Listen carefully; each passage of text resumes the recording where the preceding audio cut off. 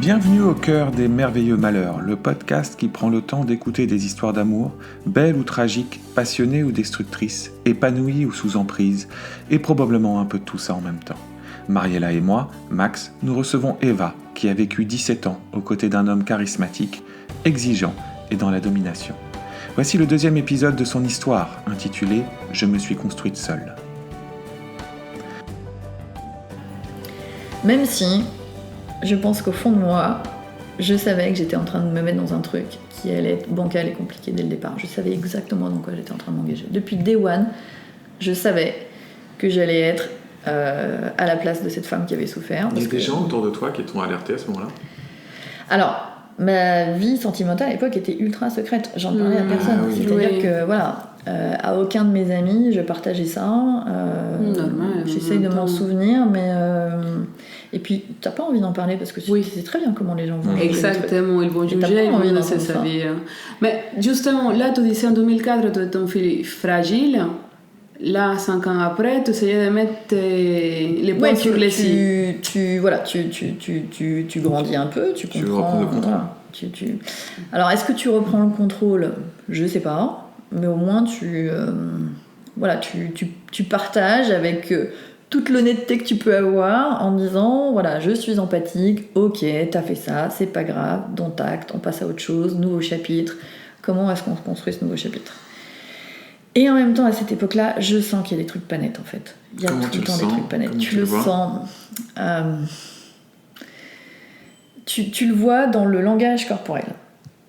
Tu vois qu'il est mal à l'aise avec son téléphone, qu'il a toujours son téléphone sur lui, jamais tu peux accéder à son téléphone, alors que tu vois des messages, des trucs, enfin tu vois, tu le sens quand les relations deviennent un peu moins fusionnelles, tu vois, à un moment, et quand tu sais que c'est quelqu'un qui est extrêmement consommateur de sexe, le jour où il te touche plus, tu te dis « Ah, il est en train d'aller voir ailleurs ». Donc tu le sais, tu le sens, c'est pas qu'instinctif, hein, c'est aussi... c'est des changements dans... C'est des changements dans la routine. Dans la routine. Mm-hmm. Et puis c'est quelqu'un qui te dit presque tous les jours, qui te challenge en fait tous les jours. C'est-à-dire que tu dois être absolument parfaite. Donc déjà, tu dois être parfaite dans le boulot, parce que son niveau d'exigence, il est énorme.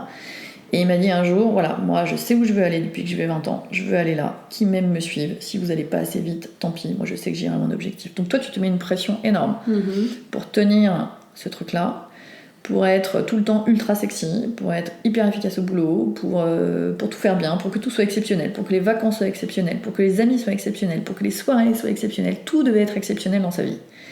Et toi, tu te dis, c'est une opportunité parce que du coup, je vais vivre plein de trucs exceptionnels, mais en même temps, c'est une fatigue émotionnelle de dingue. Énorme. Et en fait, c'est un boulot énorme parce que constamment, c'est la moindre petite chose, il faut que ce soit exceptionnel en fait. Donc, quelque part, il m'a, je dirais, un peu façonné, parce qu'à l'époque, je pense que j'étais encore très façonnable dans cette exigence de perfection, d'excellence, d'hédonisme, on n'a qu'une vie, je suis persuadée que je vais mourir jeune, il faut profiter à fond, mais profiter à fond... C'est ce qu'il disait, qu'il était persuadé. C'est ce qu'il disait. Donc il y a une part d'excitation dans ça.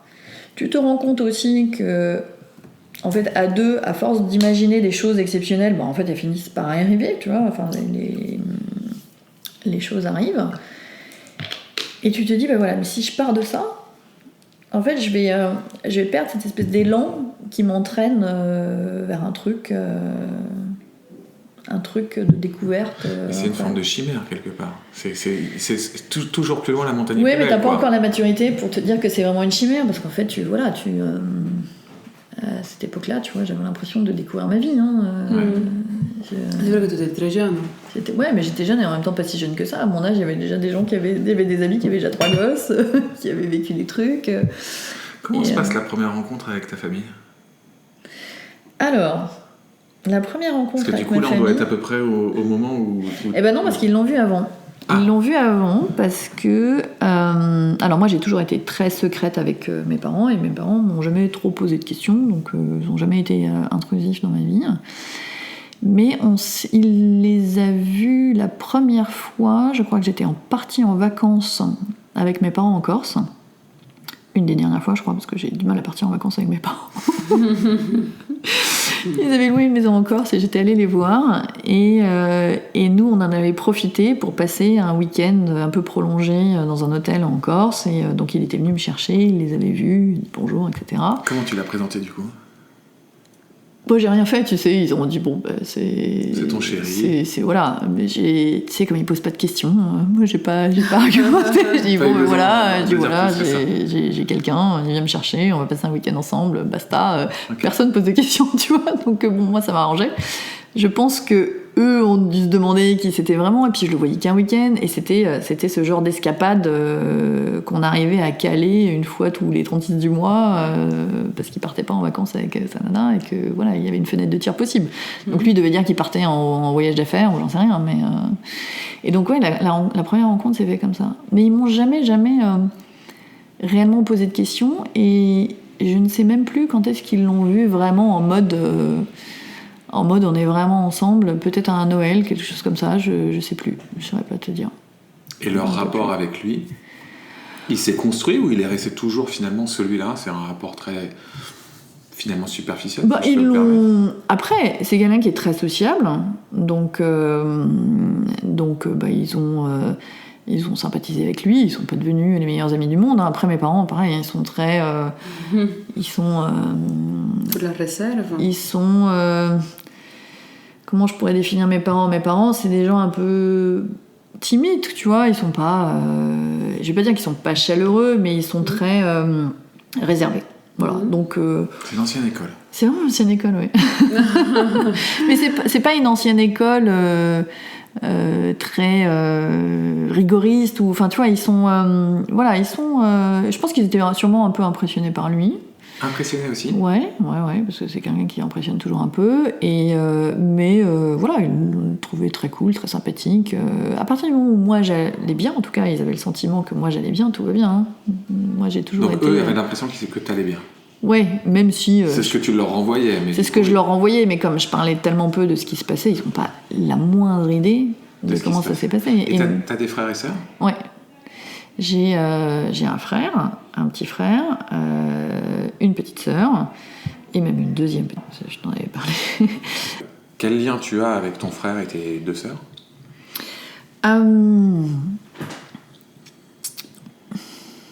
J'ai toujours eu du mal à définir le lien que j'avais avec eux. Je te coupe, excuse-moi. Ouais. Toi, t'es l'aîné. Moi, je suis l'aîné. Okay.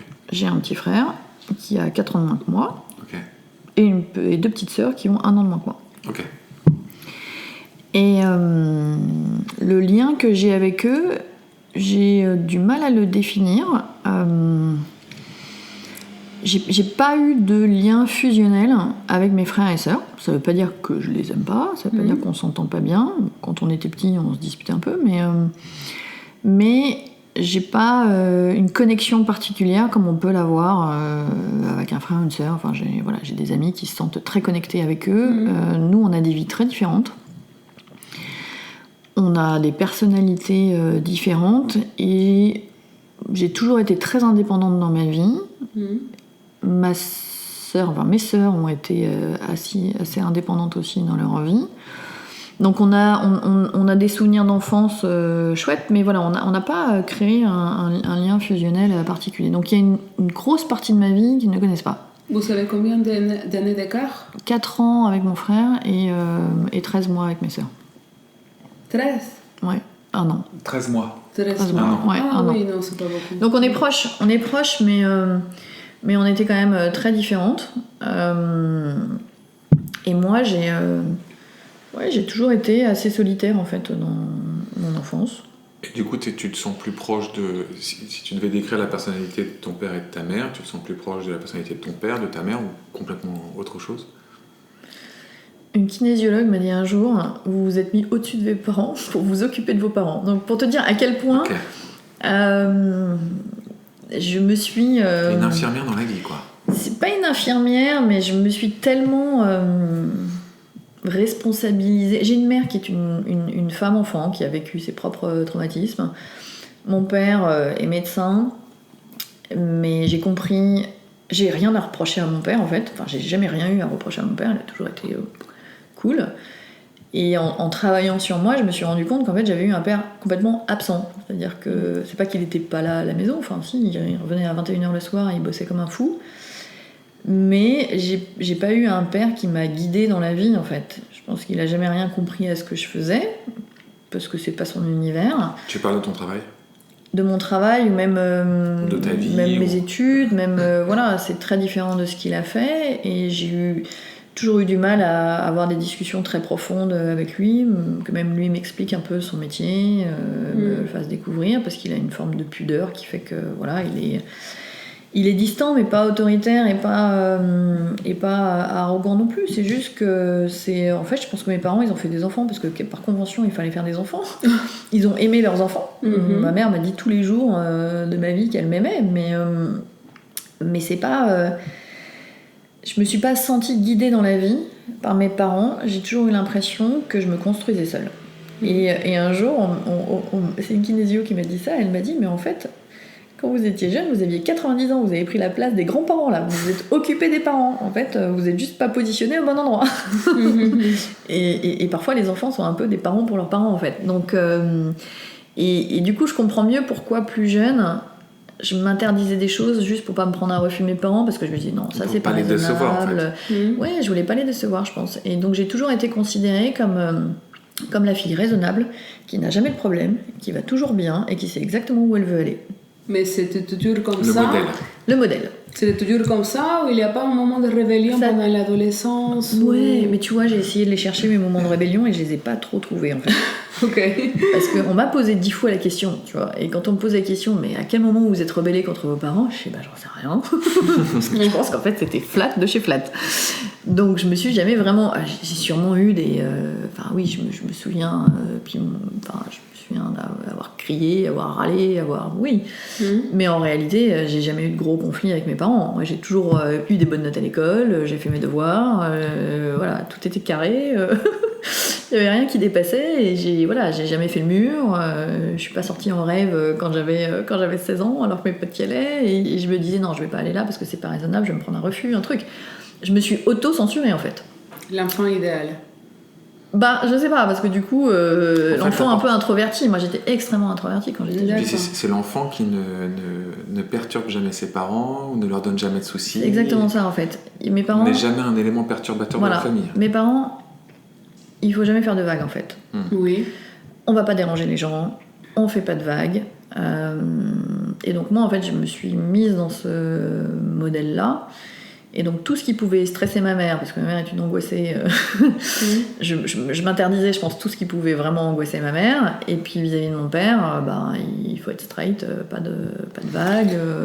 Est-ce que tu penses qu'il y a une forme de complexe d'infériorité derrière tout ça? Non. J'ai jamais eu ce complexe d'infériorité. Je pensais pas à toi, je pensais à ta famille. Parce que je rebondis sur... Il faut être discret, il faut pas qu'on nous voit. Et puis aussi quand tu parlais du fait qu'ils étaient impressionnés par cet homme dont tu parles. C'est une forme de complexe de se dire je suis pas à la hauteur de tout ça et je ne mérite pas d'être vu.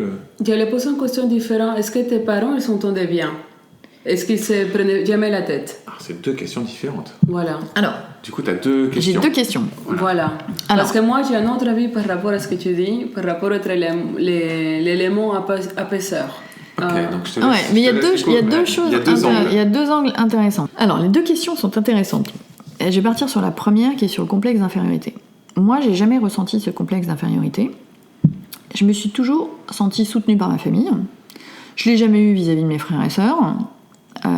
Une de mes sœurs l'a eu réellement vis-à-vis de moi. Mais quand j'ai commencé à travailler, j'ai tout de suite plutôt bien gagné ma vie, mieux que celle de mes frères et sœurs. Bon, je pense que mon frère, lui, il s'en fichait complètement parce que c'est pas un objectif dans sa vie. Et mes sœurs, j'en ai une qui travaille pas et l'autre qui s'est toujours sentie inférieure aux autres.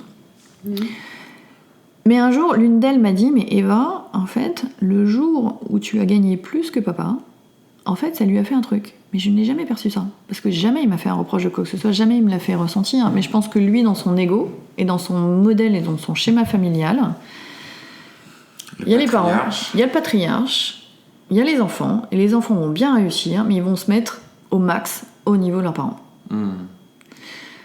Alors moi j'avais jamais imaginé ça, ni même perçu ça. Alors c'est sa vision des choses, elle, je sais pas si c'est la vision de mon père en réalité, j'en sais rien.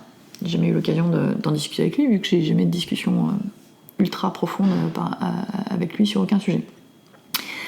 Ça c'était la première question. Et l'angle de Mariella. Et ton angle, Mariella, rappelle-moi. La relation entre ta mère et ton père. Donc mes parents...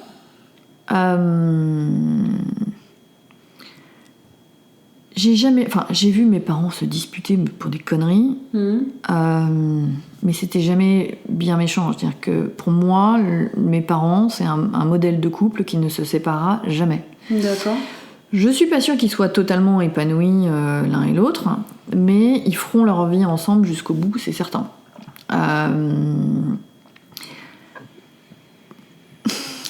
Et ce côté, d'après toi, d'être la fille parfaite, malgré le fait qu'il te suit pas, qu'il te surveille pas, tu penses que ça vient de toi-même ou c'est le fait de ne pas vouloir les décevoir? Alors ça vient... Je pense que pour le coup, tu as répondu, si je peux me permettre, dans le fait de se mettre au-dessus des parents. C'est-à-dire de prendre la responsabilité des parents. C'est la place que j'ai prise très jeune enfant. Mais en réalité... tu fais en sorte que tout va bien. Voilà, tu fais en sorte que tout va bien et en fait ça ne fait que pallier à un manque que tu as eu. Je pense que le fait que j'ai besoin d'exceller partout et d'être parfaite est plutôt lié à l'absence de mon père en fait. Comme ton père ne te regarde pas, alors tous les bouquins de psycho te disent ça, après bon, t'y crois pas, mais que ce soit la psycho ou autre chose, mais une fille a besoin de se sentir admirée par son père. Moi, je vais pas dire que mon père ne m'admirait pas. Mes parents m'ont toujours respecté, ont toujours respecté mes choix, n'ont jamais été intrusifs, m'ont jamais empêché de faire ce que je voulais. Mais en réalité, ils m'ont pas non plus poussé, encouragé, ils m'ont pas valorisé par rapport à ça. Enfin, voilà, j'ai ma vie, ils ont leur vie, et donc en fait, je pense que cette absence du père a créé chez moi une blessure et ce besoin de plaire. De reconnaissance. Et moi, je sais, mais je l'ai compris bien après, et je sais maintenant pourquoi je me suis mise avec mon ex, avec cet homme, c'est que tu as besoin de revivre avec quelqu'un une blessure que tu as vécue avec tes parents. Oui. Et donc j'avais besoin de me prendre en pleine figure. Il a verbalisé le message que tu pensais de ton père, finalement. Oui, finalement, j'ai recréé dans cette relation, en puissance 10 000, le fait que je me mettais en compétition avec d'autres femmes, que moi, j'avais besoin de ressentir que je n'étais pas digne d'amour, que je n'étais pas digne d'être aimée, que pas que je ne valais rien, mais que j'étais pas forcément au même niveau. Et en fait... Mais je l'ai compris que beaucoup plus tard, et en fait c'est ça qui m'aide à avancer. Ça te déculpabilise d'un coup, mais tu as besoin de revivre pleinement une blessure, une souffrance que tu as eue. Et donc tu ne choisis pas tes relations par hasard. De toute façon, depuis le début, je savais exactement ce qui allait m'arriver, mais je suis allée dedans, et je suis restée dedans, et c'est pour ça qu'il est compliqué après d'en sortir, mais tu as besoin de réaliser à un moment, tu as besoin de te prendre en pleine figure ce truc-là. Oui, voilà. Pour résoudre, pour te... Et alors j'ai été presque un peu choquée de me dire tiens, c'est à cause de mon père, mais mon père il est gentil, il m'a rien fait. Mais en vrai il n'était pas là, il m'a jamais mis sur un piédestal, il m'a jamais encouragée, à part il m'a jamais interdit de faire des choses, mais il ne m'a jamais autorisée à faire des trucs. Et en fait la différence elle est là, c'est-à-dire que j'ai pas été brimée ou empêchée de faire des trucs, mais on ne m'a jamais encouragée à explorer le monde, à tester des trucs que j'avais jamais fait avant. Donc, et à côté de ça, j'avais une mère qui était flippée de tout. Oui. Donc tout était un danger. Donc quand tu es dans ce genre de relation avec tes parents, tout est danger. Alors je vais pas stresser maman qui est en train de flipper complètement. Et lui, il dit rien. Donc je vais être... J'ai une question qui me vient. Est-ce que tu penses que cet homme dont on parle, finalement il a construit son emprise là-dessus, sur ce que tu as vécu par rapport à tout ça, et ce que tu décris sur ce manque de valorisation par rapport à ce père, est-ce que tu penses que lui, il l'a senti, il l'a intellectualisé, ou est-ce que tu penses que c'est quelque chose qui est très instinctif chez ce type de personnalité, et que finalement, il le sent et c'est tout? Non, je pense qu'il l'a pas intellectualisé, parce que lui aussi a son propre schéma avec ses parents, que je ne sais pas décrypter, et lui aussi est allé chercher quelque chose avec moi. Ok. Je crois beaucoup à ça, au fait qu'à un moment on se rend compte parce qu'il y a une réciprocité, on va chacun chercher quelque chose. Lui, ce qu'il a vu en moi, c'est qu'il a vu il a vu un potentiel de soumission, quoi. Je vais pouvoir avoir cette forme d'emprise, mais c'est pas calculé, c'est pas machiavélique comme ça, je pense. C'est totalement c'est totalement inconscient. Enfin, c'est. Est-ce que si ton père t'avait dit, Eva, si tu fais ça, je serais super fier de toi. Parce qu'au final, de ce que j'en comprends, il ne t'a jamais rien dit. Parce que tu as des parents qui te disent, si tu fais Polytechnique, je serais très fier de toi. Si tu deviens infirmière, je serais très fier de toi. Ou même... Laisse-moi et finalement, lui, il t'a dit, si tu es exceptionnel, je vais t'aimer. Non. Si tu es sexy, je vais t'aimer. Si tu fais machin, je vais t'aimer. Non, il me l'a pas dit comme ça. Il n'y a pas de conditions posées comme ça. Mais la question est différente. Est-ce qu'elle t'a déjà applaudi, disons, ou dit c'est très bien ce que tu as fait? Pas vraiment, en fait. Parce que juste... Enfin... Non, parce que ce qui manquait en plus dans tout ça, c'est qu'il n'y a jamais eu de... Je dis pas de temps... Enfin, oui, à un moment, tu fais bien les choses, ouais, c'est génial les vacances que tu as organisées, ouais, good job au boulot, tu as fait un truc incroyable, etc. Mais tu te sens... Enfin, tu te sens aspiré par sa dynamique à lui. Tu te sens pas poussé. C'est-à-dire qu'à un moment, tu es embarqué dans le projet de l'autre, mais tu n'as pas l'espace pour développer toi quelque chose avec quelqu'un qui va t'encourager, te soutenir et te pousser quoi qu'il arrive. Et ça m'a énormément manqué. C'est-à-dire qu'à un moment, tu finis par te sentir écrasé par le projet de l'autre et tu finis par te dire mais en fait, je ne sais plus rien faire. Je n'ai pas d'idée, j'ai pas de projet à moi. Et cette personne-là va t'écraser davantage en te disant mais tu n'as pas d'idée, tu n'as pas de projet, tu n'as rien, et si j'étais pas là, tu ne saurais pas faire. Et donc ça oscille en fait, ça oscille tout le temps entre ça. Et je vais juste terminer là-dessus parce que du coup ça me fait... Enfin, dans ce processus-là, t'as l'aspect fascination au début, on se met ensemble, on achète une baraque ensemble assez vite. Et là, on a tout un projet pour redesigner la baraque, etc. Et moi, j'avais toujours eu au fond de moi une passion pour le design, l'architecture. Si j'avais pas fait ce que j'ai fait, en fait, j'aurais fait une école d'archi. Je l'ai pas faite parce que j'avais vu des amis de mes parents qui avaient jamais réussi dans le truc et ils m'étaient dit c'est la loose. J'ai eu la même histoire. Et voilà. Et alors en réalité, j'ai toujours été passionnée par les métiers artistiques, le manuel, etc. Et je me suis écartée de ça par raison, sûrement. C'était comme ça. Et donc j'ai là un champ des possibles énorme pour exprimer ma créativité, mon truc. Je me suis jamais sentie à l'aise pour le faire. Parce que j'avais cette espèce de poids du jugement, de ça va pas être assez bien, et puis dès que je vais proposer un truc, non, machin, etc. Et lui me disait tous les jours, mais je comprends pas, tu as un terrain pour t'exprimer.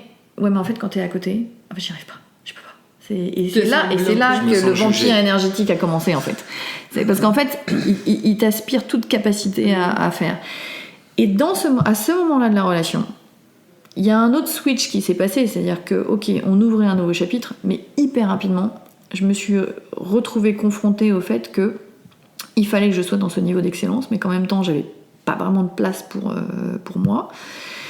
Et là, il y a eu et en plus de ça, il y a eu plein de tromperies.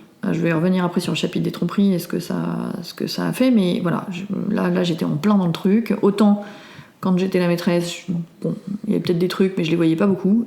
Autant à partir du moment où on s'est installés ensemble, là c'est vraiment devenu présent. Mais là il y a eu des manifestations physiques, c'est-à-dire que je pense que ma tête me disait non tout va bien, etc., ça va aller, mais alors mon corps commençait à me dire que ça n'allait pas en fait. Et là j'avais aucune écoute par rapport à ça. Mais j'ai eu des manifestations physiques, je me suis réveillée un jour avec le visage couvert de plaques, complètement rouge, mais du jour au lendemain. Je me suis retrouvée avec des problèmes gynéco que j'avais jamais eu avant, parce que c'était la répercussion de ce que je ressentais, des tromperies, etc. Et donc j'ai eu un moment où physiquement ça allait très mal en fait. Je percevais les coups quelque part indirects de ce que j'étais en train de subir. Et j'ai essayé de l'extérioriser, et à un moment j'ai décidé de faire un travail avec un psy. Et ça n'a pas duré très longtemps parce que je suis pas très fan de ce genre d'approche, mais je pose une question maintenant, mais fini. Vas-y. Pourquoi? Mais fini. Parce que je suis arrivée à un moment charnière où là j'arrivais plus à gérer toute seule. C'est-à-dire que moi j'ai caché ma vie privée à tout le monde. J'ai géré le truc. J'en parlais même pas à mes amis, je me dis je vais y arriver, et puis de toute façon je sais très bien tout ce que tout le monde va me dire, on va me dire il faut que tu sortes de ce truc-là, et je ne voulais pas l'entendre. Et à un moment, c'est arrivé à un moment où je devais aussi quitter ma boîte. Je me faisais un peu attaquer dans ma boîte d'avant, monter un projet, et donc je m'étais dit bon, le truc me servira aussi si jamais je dois expliquer que ma boîte est en train de... Et je me suis dit allez, c'est le moment, je vais aller voir quelqu'un, et cette personne-là, elle a beaucoup théorisé le truc, c'est-à-dire qu'elle m'a aidé à mettre des mots sur des mécanismes qui se passaient dans ma tête, des réactions que j'avais, je réagissais beaucoup par rapport à certains mots, je me dévalorisais. En fait, j'étais rentrée dans un mode où je me suis complètement ratatinée. J'ai un moment où je me suis vraiment repliée sur moi et ratatinée parce qu'il y avait trop d'attaques en fait, de partout. Et il m'a donné des mécanismes tout bêtes de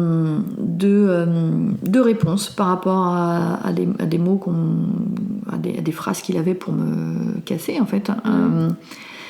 Et je me suis mis des mécaniques d'emprise. Et je me suis mis à les contourner avec des petits exercices pratiques tout ça. Je savais ce qui me déclenchait en fait.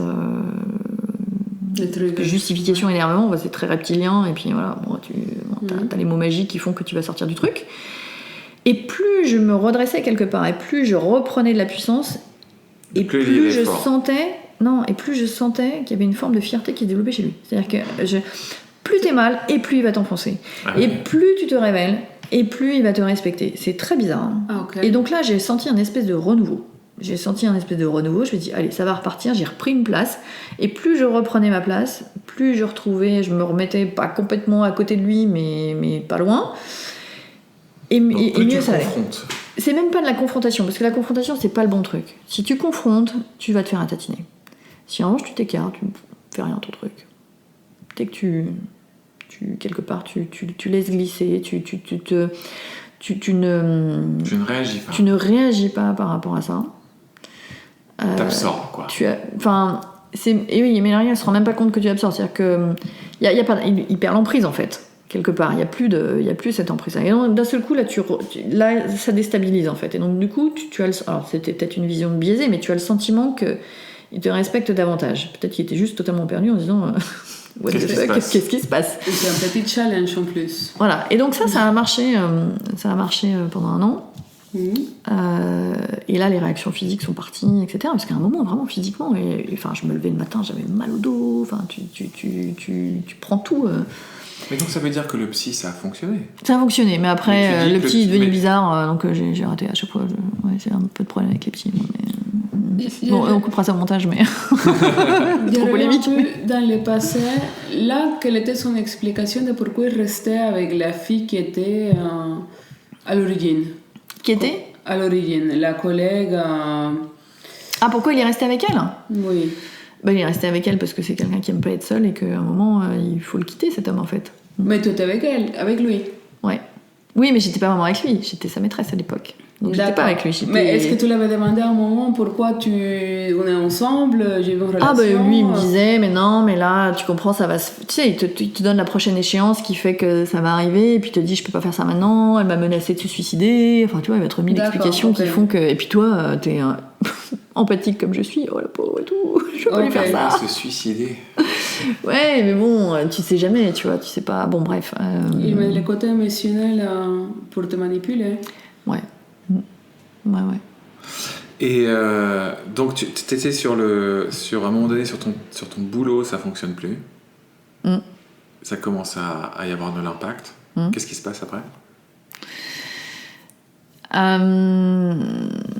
Donc, ce moment-là où je commence à reprendre un peu d'assurance, etc., c'est le moment où on crée ensemble un business. Donc vous créez votre boîte ensemble. On crée notre boîte ensemble. Et là, du coup, le terrain de jeu change.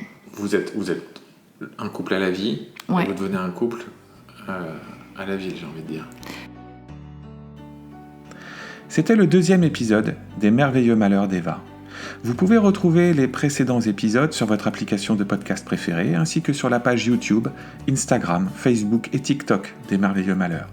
Les prochains épisodes arriveront chaque lundi, et si vous avez apprécié cet échange, n'hésitez pas à vous abonner, liker et partager notre podcast. C'est ce qui nous aide.